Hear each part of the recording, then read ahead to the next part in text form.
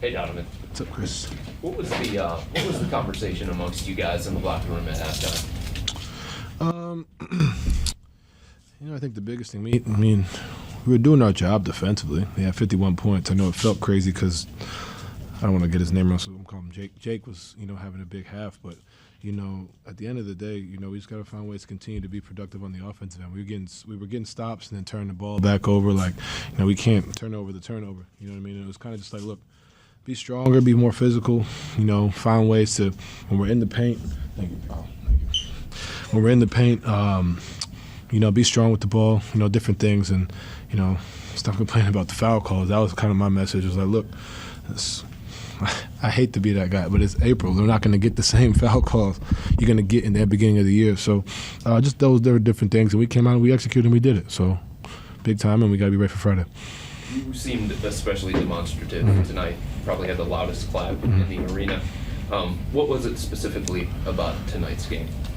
Just the biggest thing for me is just continue to build my confidence back up in what I'm in my body. I'm always confident on the basketball floor, but understand getting to my spots and, understand we got 3 games left, before it's time for us to get going. So, it was a tough road trip for us, so for me just trying to set the tone, and I think the biggest thing is just continuing to be able to do that and putting performances back to back together. And, that's my biggest thing, just setting the tone early. Nate? Was tonight a positive step for you physically? Yeah. It looked like it. How did you feel? I felt better. The biggest thing now is just continuing to stay at that pace and that level. When you come in, you come out. So I've always said, it just takes time. It's not – if I could fix it and just be ready, right away, I would love to, back 3 weeks ago. But, I understand it takes time and just continue to trust it, continue to build it. And that's the biggest thing is going out there and just understanding that, give myself some grace, and understanding that it's a process to continue to get back into it. And, a night like tonight is positive, but I'm always the one that's like, all right, I did it tonight, got to do it on Friday, and do it again and again and again. So. I feel really good. I feel like I was, basically there. I feel like I could have kept going in the fourth, but no need to. Just kind of pace myself in. Obviously, Friday's a big one and be ready for that. But that's the biggest thing, just stacking the performances on top of each other, stacking them up and continuing to build, for this push. Dar, off of his question, how difficult has this 2.5 month stretch been for you, dealing with this, trying to play through it, having to take time off, bouncing on and off the floor? Just how difficult has it been for you to not be out there every night the way you want to be, but then when you are out there, you're not the Donovan you expect yourself? Yeah, it's I forgot who I said this to. It's if I didn't have the time in Utah where I kind of went through the same situation with my ankle, I tore 3 ligaments in there. 3 years ago, we played the Clippers and the Grizzlies in that series. If I didn't have that time, I think it'd be a little bit more difficult. I think now, understanding that you have to give yourself grace. I missed 39 days, missed the last remaining 19 games of the season. And fortunately, there's, like I had told Chris earlier, there's nothing structurally wrong. It's not like, knock on wood, it's not like anything's wrong in that regard. So understanding you just have to go out there and continue to play through it. And it's tough. When you're not out there and you're seeing yourself, you could put yourself in situations and seeing things. And obviously, we're not idiots. Tonight was different than the way I've looked, and I feel like I can continue to get to my spots. But it's a mental thing, and just continuing to believe in it and continue to work at it. But if I didn't have that situation in Utah where I had to go through it mentally and figure it out, I think it'd be a lot tougher. So I'm thankful for that. We go through things in life, for a reason, and at that time I probably wouldn't have been able to see this. But understand that that's what this is, and continuing to build upon it, and just like I've been saying, 1% better every day. That's the biggest thing. You guys found it in the second half tonight.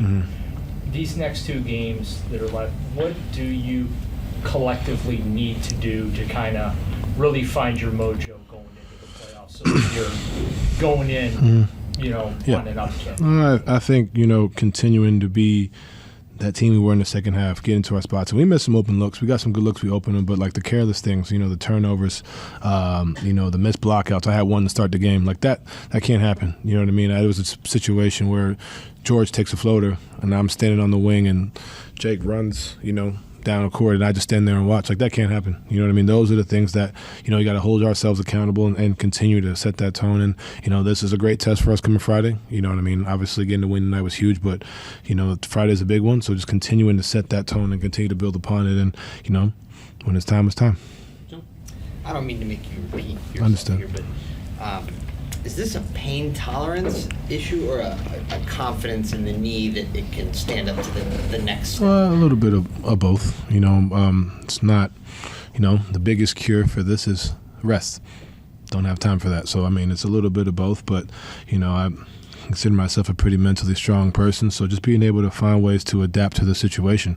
I don't feel, you know, like I said, I felt really good tonight, and that's all I'm really worried about, you know, and just continuing to build upon it. And it's like I said to you, there's nothing structured. I can't make it worse by playing. You know, that's what I've been told. So just continue to build upon it, and it's not nights like tonight definitely help, and just continuing to get better each day. Do you think you can get back to that place soon?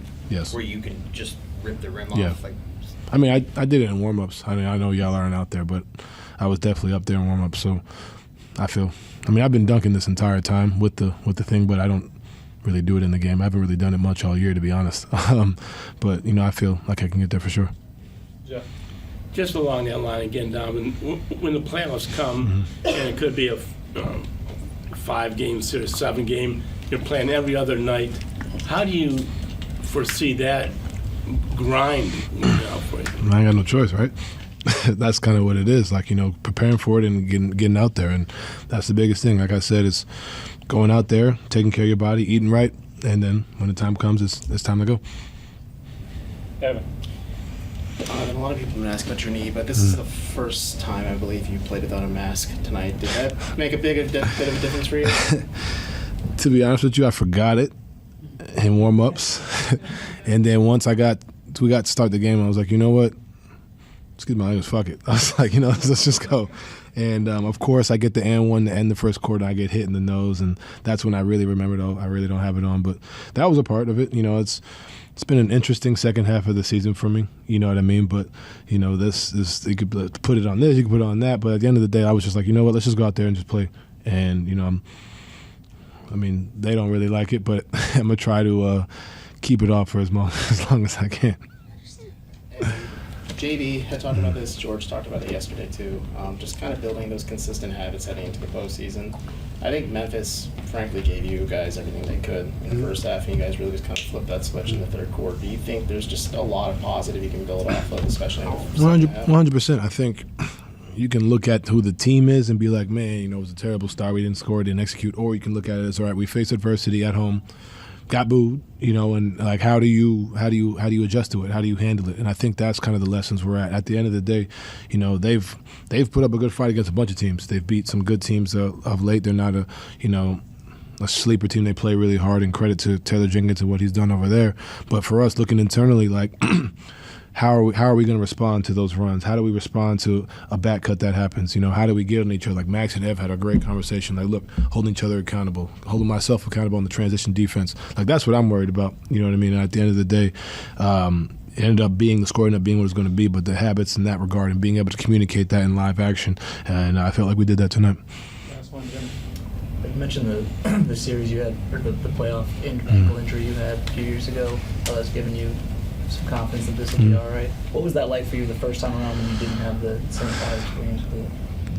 That was it was interesting. You know, I think, and then on top of that, Mike got hurt too. So then I had to play the point and kind of be, you know, somewhere in that series against the Clippers, second round. We did against, you know, Memphis, we handled the business, but against the Clippers, it was kind of like it's just a mental thing. You know what I mean? At the end of the day, it's going to be there, you know, and this is obviously not as bad as the ankle. The ankle had 3 torn ligaments, so that was just time. But, you know, at the end of the day, it's going to be there. And what are you going to do about it? You know, once you step on those lines, it doesn't matter what the hell's going on. You know what I mean? At the end of the day, I'm going to hold myself accountable. Y'all are damn sure going to hold me accountable, you know what I mean, positive and negative. So I could sit there and, you know, whine about it, cry about it, or do something about it. And, you know, throughout the second half of the season, it's just been like just taking it step by step, you know, not tripping on the bad nights, not getting too high on the good nights, but just continuing to get 1% better. That's really, you know, what it was for me then. And that was a lesson that, frankly, I had to learn going from being a kid to a man in that regard. And, you know, it's really helping me here. You mentioned like you could whine about it. Were you whining about it back then? Like what's different about how you deal with them? I mean, I think for me, it was. I know my mom heard me whine about it for sure. I think you go from a why to like, okay, you know, this is happening for a reason. You know, I may not see the why right now, and here we are 3 years later. Like, you know what I mean? So you kind of go from that, and it's like a switch has to flip in your head. You know what I mean? And everybody has that in a different circumstance in life. You know what I mean? And so at that time, it really fueled me and it helped me. And I had obviously we lost, but I personally had a pretty solid playoff series besides losing the second round, you know. So building upon that, like, okay, that built a whole new level of confidence. I'm like, if I can do it, and it taught me how to play the game differently. I'm not jumping. I'm not blowing by people. Okay, how do I work them off the dribble threes? How do I finish in the paint under the rim? You're not being able to get up there. So it teaches you so many different things. So, you know, understand that this is just another lesson that God has put in front of me, and I'm not I was as angry as I am that I wasn't out there for the past 2.5 months, or not myself. At the end of the day, what can I do about it? I got to go out there and put the work in, put the time in, and be ready when my number's called. What was your mom saying about it? Same thing I just told you, to be honest. This is the exact lesson she told me. Appreciate it.